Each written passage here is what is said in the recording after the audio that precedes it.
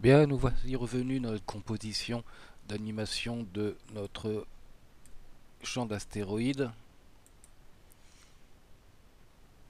Voilà. Nous avions poursuivi en créant une caméra en y mettant deux spots et une lumière d'ambiance. Ensuite, nous avons mis un nœud, un effet de rendu. Voilà. Et pour finir, nous avions mis un Cyver.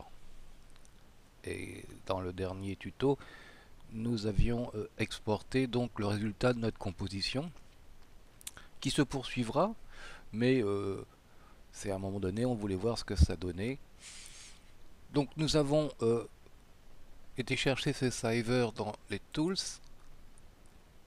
et IO, loader Cyver, IO et nous avons pris Cyver que nous avons relié bien entendu à render. Donc petite précision sur le render, nous avons ici le process mode. Là, nous avons laissé en full frame pour laisser, mais nous pouvons l'avoir en NTSC, le format américain, pas l'HD et pas l'HD réservé et NZ field réservé. C'est des choses qu'il faudra explorer pour voir quel est le meilleur rendu ou celui que l'on veut absolument faire. Nous avons ici aussi eu en 8 bits, en 16 bits, en 16 bits float et en 32 bits flottant. Là, nous avons utilisé le format de notre composition, mais il y a la possibilité, vous voyez, de le changer. Là, j'étais parti donc sur une composition HD 720, donc 720 1280, et sur la globalité de mon animation qui faisait 150 frames.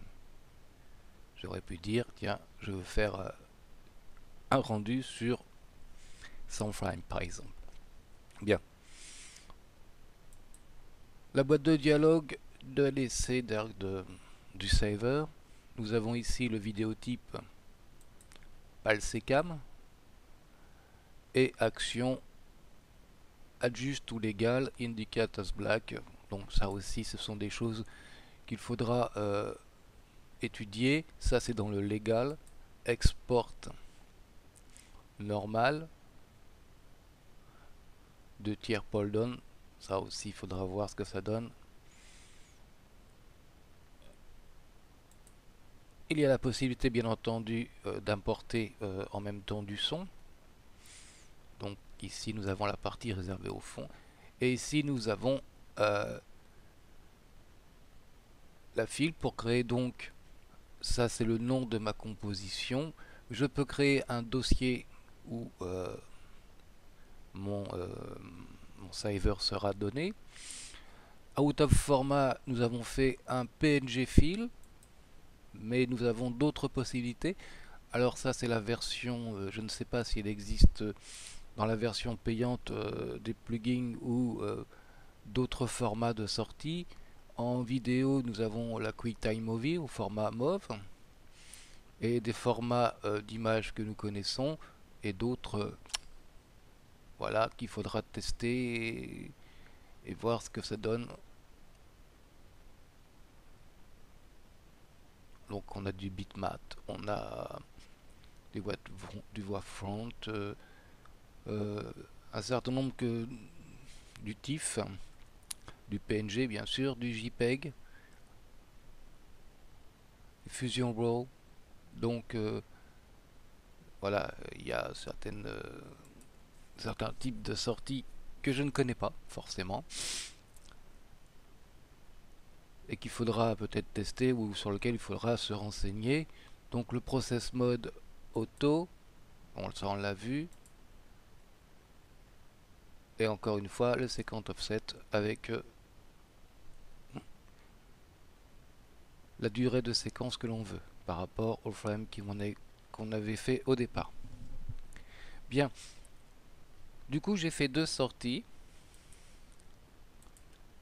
Une sortie en mauve, donc QuickTime, format donc que nous allons regarder tout de suite, ouvrir avec, je vous conseille VLC Media Player pour ouvrir ce genre de choses. À mon avis, c'est le meilleur de tous. Bon, il y a QuickTime Player bien sûr puisqu'on est en mauve. Voilà. Voilà notre premier rendu sans éclairage, celui-ci. Avec l'éclairage, nous avons donc celui-ci. Voilà, c'est déjà plus sympa. Même si j'aime pas du tout le mouvement de caméra que j'avais fait. Donc ça, nous avons donc un fichier vidéo. Et nous pouvons aussi, donc nous l'avons sorti au format PNG. Et là, nous avons une séquence d'images. Et ce que je voudrais vous montrer, c'est que je peux déjà retravailler tout ça dans un éditeur vidéo.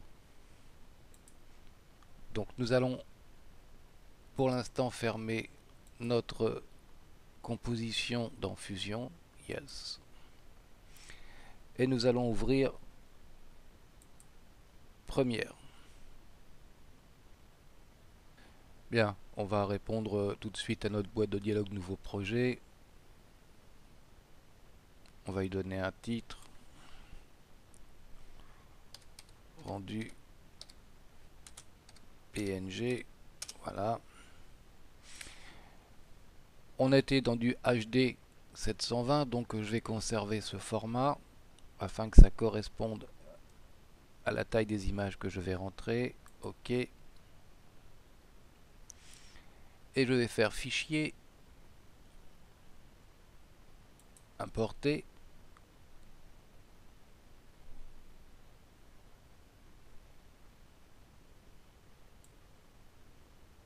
Et je me retrouve ici avec ma série d'images en PNG.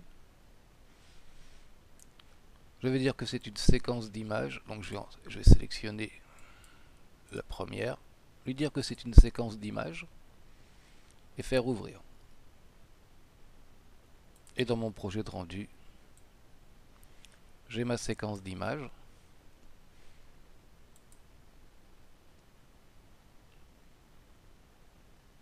Voilà. Du coup, je peux aller chercher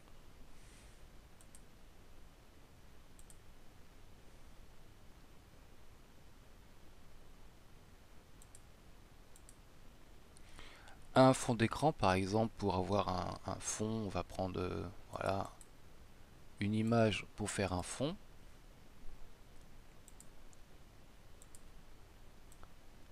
La placer dessous. On va agrandir notre échelle de travail. OK. Et ici, j'ai bien ma vidéo, enfin ma vidéo, mon animation. Voilà.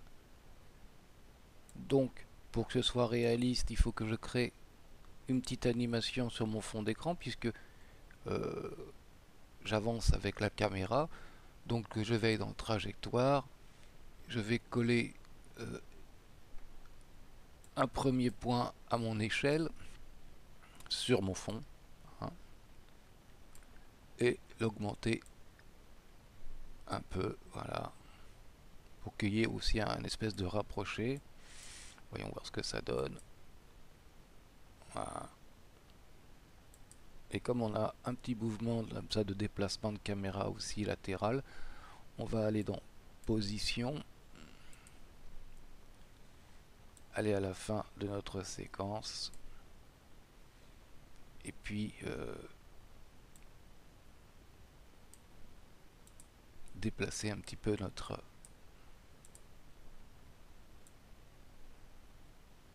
notre image de fond, un peu comme ça, hein, à l'arrache, hein. C'est juste pour la démonstration. Voilà.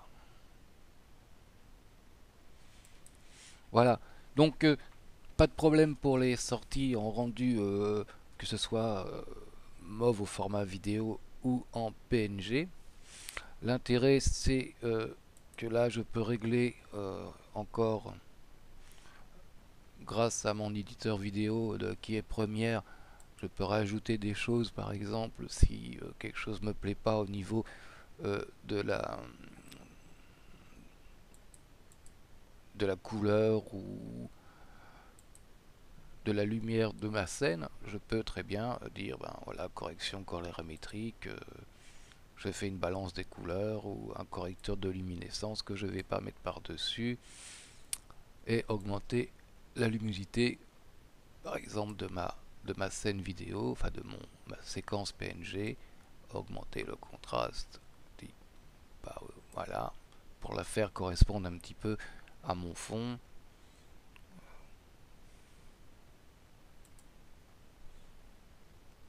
Voilà, je peux jouer avec les teintes si quelque chose me plaît pas. Voilà, donc, et je peux bien entendu maintenant apporter de l'audio, faire un titrage et compagnie. Donc, pas de souci. Bon, même si j'aime pas trop mon mouvement de caméra, euh, ça fonctionne très bien. On a un rendu. Je peux aussi également m'amuser à faire ceci, parce que là j'ai fait quelque chose en 50 frames très rapide. Jouer avec la vitesse durée. Au lieu de mettre les 6 secondes et une image, je peux par exemple mettre 0,9 secondes.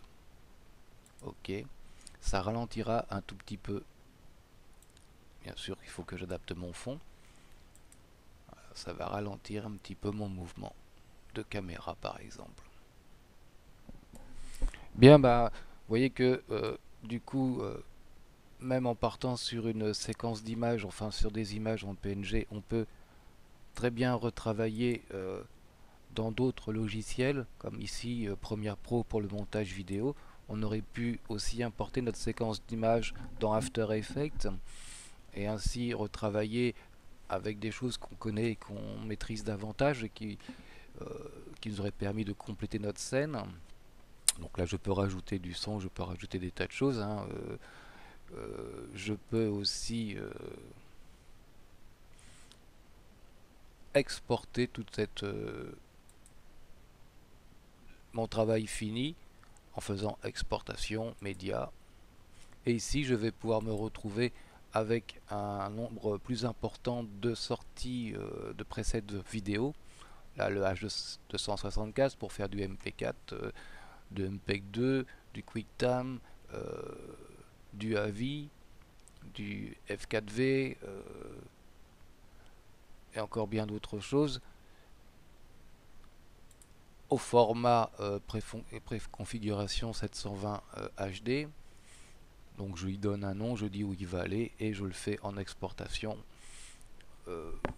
Et là j'ai un film en MP4 tel qu'on les envoie sur YouTube par exemple. Bien.